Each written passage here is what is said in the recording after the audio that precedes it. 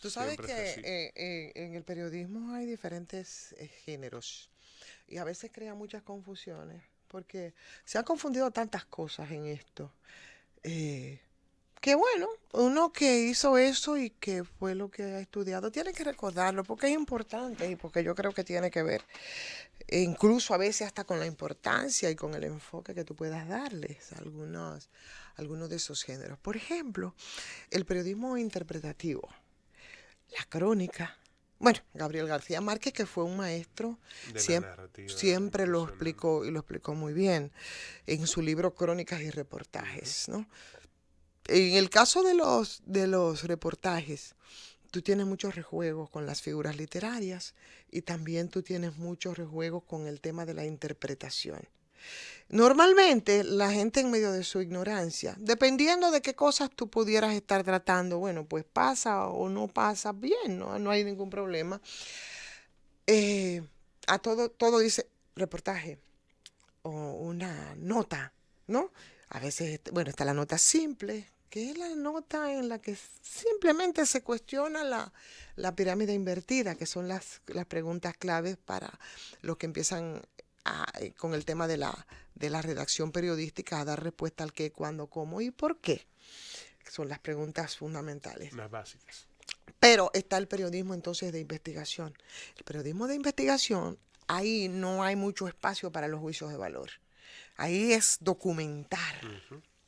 un hecho que por cualquier razón y que es de interés colectivo y entonces se ha estado ocultando o no se ha llegado, no se ha profundizado en ese tema de cara al conocimiento de la colectividad.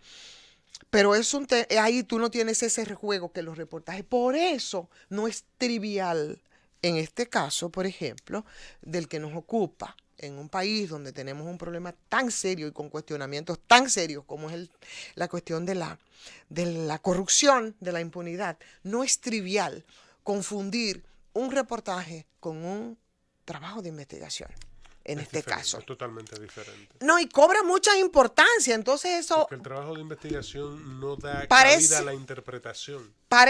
Exactamente, no debe dar cabida, No, no, claro ni que no. tampoco debe dar cabida a los juicios de valor en lo que tú presentas. No, porque es Entonces, presentar hechos, entonces presentar no es, ahí no hay lo espacio que para no la ha trivialidad, salido. óyeme, ahí no hay espacio para la trivialidad, o en medio de la ignorancia, o en medio de la premura, por salir del tema o por tratar el tema, no, ahí no. En ese caso no hay, o sea, lo que ha presentado Alicia no es un reportaje simple.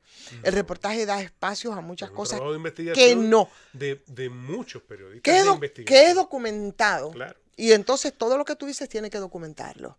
Y entonces a partir de esa documentación, entonces empieza la investigación ya, tú lo pones ahí y si tú tienes un país que se respeta y que los poderes se respetan y que hay independencia de los poderes, que no es el caso de República Dominicana, entonces todo ese legajo de documentos que es parte del papel que juegan el periodismo y los periodistas también que se respetan, entonces son insumos para que inicie la investigación. Por eso es que entonces tuve que a partir de lo denunciado por Alicia Ortega, un trabajo extraordinario que es parte de un grupo de periodistas de otros países, un consorcio, a partir de toda esa documentación, entonces debe dar respuesta y debe profundizarse desde las instancias judiciales aquí en nuestro país.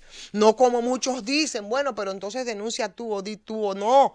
Se ponen ahí esos elementos y en un país donde haya, vuelvo y repito, independencia de poderes, entonces eso da pie a que se haga la investigación y que a que ciudadanos, como es el caso, por ejemplo, de Guido Gómez Mazara, respecto a uno de los pocos mencionados en estos reportajes por sus nombres y apellidos, porque se utilizan entonces los apodos, puede entonces constituirse y llevar, que no fue el sometimiento lo que hizo, sino llevar toda esa documentación a que no es lo que debería ser, eso debe Hacerlo el Ministerio Público de ya. manera automática. Claro. Pero tiene que ir un ciudadano y decirle, miren que aquí está todo esto y que yo lo enriquezco con esta serie de documentos para que ustedes investiguen.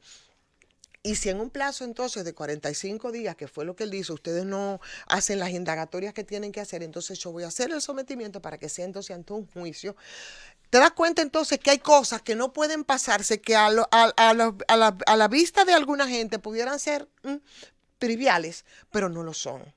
No lo son. No, no son En este triviales. caso no es lo mismo un reportaje que un trabajo de investigación. Y un trabajo de investigación de esa envergadura y un trabajo de investigación en medio del contexto en el que nosotros nos estamos desarrollando y un trabajo de investigación en medio de la situación política y social electoral que vive República Dominicana y un trabajo de investigación frente a lo controversial de una obra, en este caso Punta Catalina, que desde sus inicios ha sido muy cuestionada y ha sido muy señalada porque hasta cuando no se volaron un proceso de licitación que es para la adjudicación de esta obra a una u otra empresa, se ha visto con mucha ojeriza porque se violaron muchos de los procedimientos. Entonces, en ese momento y en este momento, en un año preelectoral, en un país donde nosotros tenemos todas las crisis acumuladas y dentro de esas crisis acumuladas también tenemos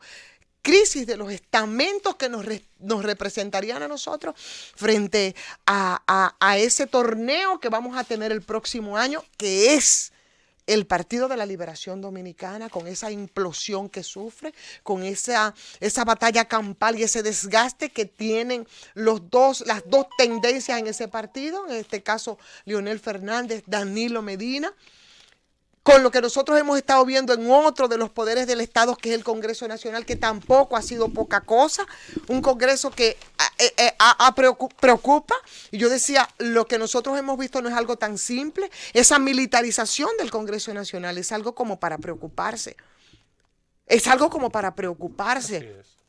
Entonces, es un poder legislativo que es importante, el Congreso. Hace tiempo que ha dado visos de preocupación, pero llegar ahora a ese nivel y intentar hacer una defensa de la carga de violencia y de violación a lo que son nuestras instituciones, que es una de las advertencias que hemos estado haciendo en términos de la crisis intrapartido, en este caso del PLD, cómo puede impactar a nuestra institucionalidad, en este caso, por ejemplo, el Congreso Nacional no es una simple cosa, no se puede reducir a nada, no se puede minimizar de ninguna manera. Entonces, obviamente, los medios de comunicación masivos todavía la gente cree en ellos. Y lo que se dice a través de los medios todavía la gente cree en ellos, a pesar de los cuestionamientos que se hacen, algunos de los que estamos ahí, que somos intermediarios entre las noticias, las informaciones y el gran grueso y la gran masa que a través de estas emisoras, que a través de la radio, que a través de la televisión, que a través de la prensa escrita se enteran, pero la gente todavía cree. Ese es un instrumento en el que la gente todavía cree. Y como la gente cree en este instrumento, es algo que nosotros tenemos que cuidar. Por eso se han equivocado muchas cosas. Y yo digo que hay gente que han venido a enriquecer los medios de comunicación de manera increíble y que le han aportado. Pero hay otros que pueden generar muchas confusiones. Y entonces eso genera también en medio de las posibles confusiones que generar, también genera discusiones naturales y necesarias de cara a que las cosas queden claras. Entonces, la intolerancia no puede ser de ninguna manera el norte para tú poner en contexto y no subestimar a los que del otro lado nos están escuchando o el gran grueso que te está leyendo o el gran grueso que te está viendo, si es en el caso de la televisión, porque no podemos subestimar su inteligencia, ¿verdad? A veces con manipulaciones o por ignorancia o porque son dirigidas, porque de eso se trata en los medios de comunicación. A veces perdemos de vista que nosotros somos la parte intermedia entre el país político, Claro. el país no político, el común denominador de la población. Estoy hablando de una sociedad que en todas partes del mundo está dividida, porque hay mucha gente que escucha y que ve los que tenemos la posibilidad, el privilegio de opinar en medios de comunicación y sobre todo en medios de comunicación tan importantes como este. Claro. Nosotros somos ese puente.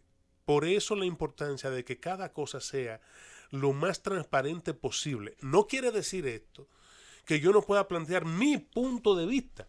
Por el contrario, es importante que yo lo plantee y que tú puedas plantear el tuyo y cada uno de nosotros lo pueda hacer, claro, dentro del marco y la referencia de que podemos nosotros mismos cuestionarnos para esclarecer cada vez más el punto de vista de cada uno frente a ese país político, a ese país no político, frente a toda esa población que está esperando inclusive que se definan cosas con tantos frentes abiertos que hay, con tantos cuestionamientos que hay, no esclarecer las cosas nosotros de lo que hacemos este ejercicio de comunicación, en vez de ser de bien para la nación, entonces le hacemos mal. Entonces, en ese ejercicio y como se ha ido avanzando en términos de las comunicaciones y lo que manda, por ejemplo, la comunicación, el reporterismo, el periodismo y otras personas de otras profesiones que incursionan con todo su derecho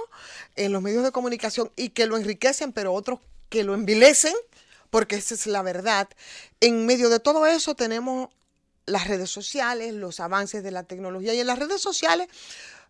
A través de las redes sociales usted puede ser un opinante y usted puede decir todo lo que quiera y puede hacerlo, pero sin el rigor que implica hacerlo a través de un medio de comunicación. Por eso normalmente a través de las redes sociales, cuando no hay elementos que a veces falta, muchas veces falta, para la discusión de los temas en términos de los argumentos y de lo que es el interés colectivo, entonces, ¿sabes cuál es la salida? Irse a planos y a temas personales. Pero eso no es otra cosa más que las limitaciones que pueda tener una persona para hacer un enfoque apropiado del tema. Eso es algo que no debe ocurrir entonces todavía en los más medios o en los medios masivos de comunicación. De ninguna manera el protagonista puede ser...